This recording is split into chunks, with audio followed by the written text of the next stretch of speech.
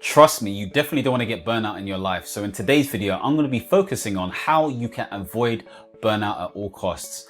If you don't know who I am already, my name is Michael Tabirade, coach and mentor, and I help self-starters and ambitious professional millennials improve their productivity, enhance their performance, and live their life on purpose. Now, if this is the first time coming to my YouTube channel, make sure to subscribe and hit the notification bell so you can get more videos like this. And as always, all of the links are in the description below. So let's get to it.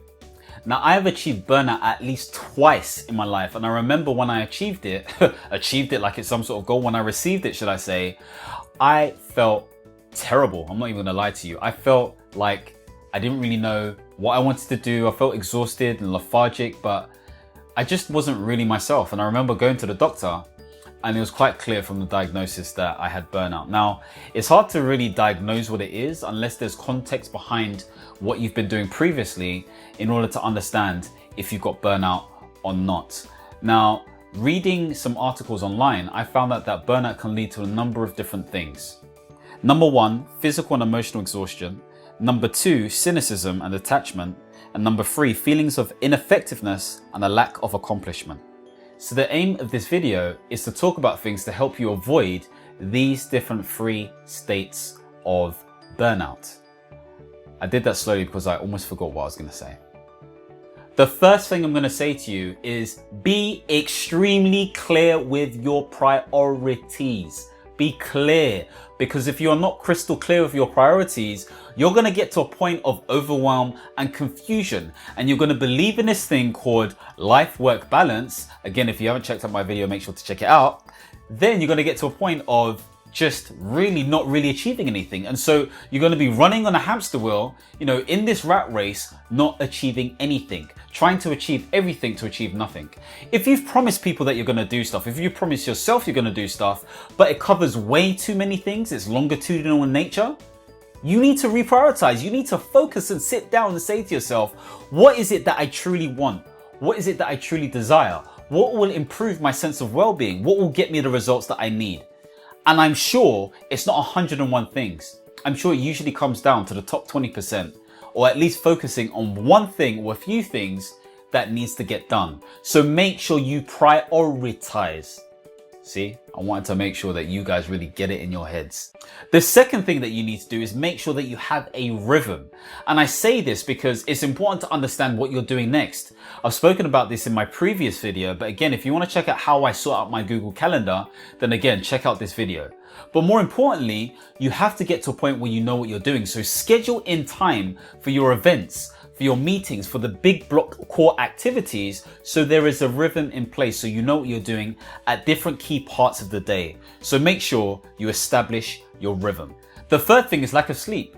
Now, there are various different reasons in why we can't sleep. So that may be too hot, it may be because you're thirsty, it may be because you need to go to the toilet, it may be because you're checking out Instagram because you're just doing that. I don't know, you're just checking it for checking its sake. But the point being made here is that these are all things that you can at least manage. If it's too hot, take off your top. Okay, I'm not gonna take off my top now. That'd be too much for you guys. But anyway, take off your top or open a window or put on the fan or do whatever you need to do to make sure that it's cool. Maybe not put on the fan because you may get ill because of all of the germs that are spreading. But anyway, you can manage that. Maybe it's a position or point where you're drinking way too much water before bed. Again, you want to make sure that you mitigate before that and you drink evenly throughout the day. Maybe you're at a point where you're going on social media too much. You want to check out this video on how you can manage your digital well-being in order for you to be more effective and how you can actually go to sleep without being distracted by your social media as well. I could have said that in such a different way, but I'm just going to go with it. Okay, so make sure that you understand how you can manage your activities before you go to sleep. Now, if you haven't heard of this app already, you should definitely check it out. You should definitely download Calm if you haven't done it. Again, there should be a link in the description below.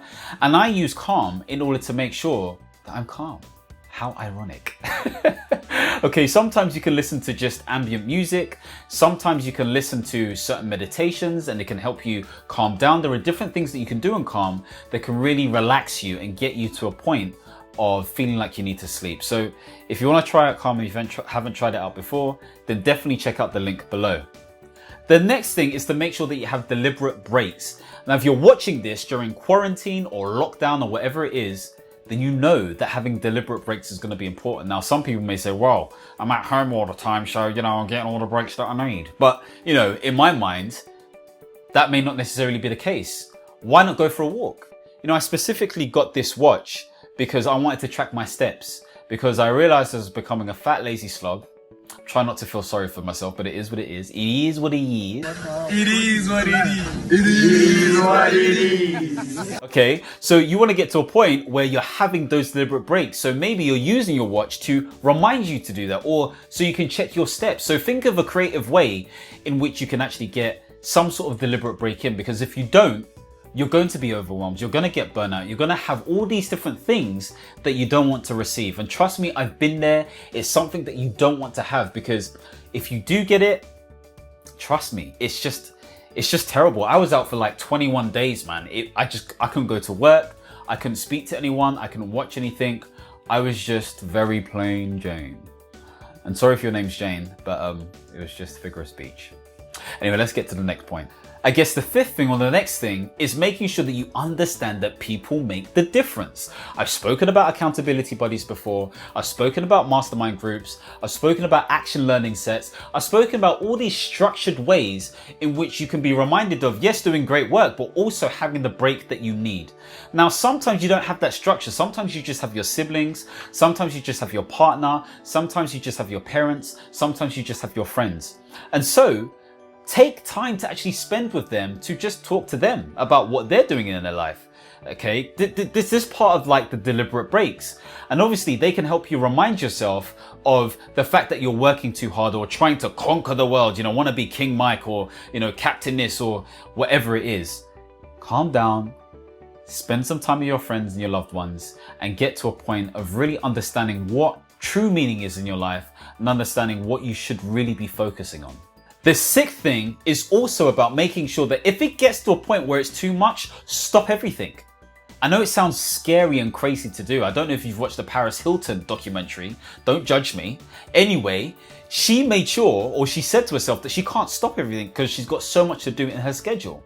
I would challenge that, and I would argue that and say, well, you can stop things. Okay, your money's not going to disappear overnight. Your 300 million or whatever you have, it's not going to disappear overnight. I remember last year I got to a point of continuously just trying to grind on something that didn't really align to me.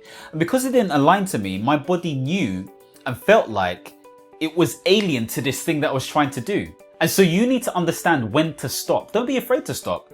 I felt like things got to such a peak that, do you know what? I was so tired, I didn't give a flying monkeys.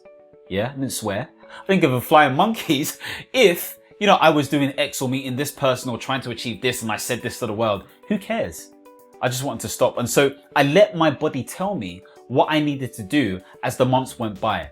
And I got to a point of authenticity. I know people hate that word, but really to me, it means brutal honesty to myself. So I'm making sure I'm doing things that make me happy, or at least serve my sense of well-being, my sense of meaning, and my sense of purpose, or at least who I want to become. So stop everything if you're at that peak point. And start again. Don't even start again. Just stop and let your body tell you what it needs to do. Trust me, you'll discover what you need to do going forward. As stated before in a previous video, you need to make sure that you have a way of effectively prioritizing your tasks. So I talk about prioritizing, but how do you do that? You can use the Eisenhower matrix, or at least the concept of the Eisenhower matrix, to do this. If you haven't checked out 7 Habits of Highly Effective People by Stephen Covey, he talks about the time management matrix. I said that extremely fast. Just realized that. But anyway, point being made here is that you need to get to a point of having a system for prioritizing your tasks. So use the Eisenhower matrix in order to do that. If you want to know how to do that, check out this video that I did before so you can do this effectively. In addition, what I would add to that is to make sure you understand what in your environment doesn't enable you to actually feel calm. Is it the heat? Is it the light? Is it what you're wearing? Is it noise? Is it the room that you're in? Is it the color? These are all different things that may make you feel a certain way. And so you can design your room, you can do things and manage your sort of expectations and experiences in such a way where you can reduce the outcomes of burnout. So you don't feel that mental exhaustion or feeling like you're not good enough and all these different things that burnout can actually do to you. So manage your environment. Make sure you do all of the things that I listed before so you get to a point of managing your expectations, because that's what it's about. Really and truly, all of this is about priorities, guys. Like, get to a point of knowing what you want, or at least being good at using systems, rituals, or routines to help you decide how to make good decisions to focus on things that you need to focus on.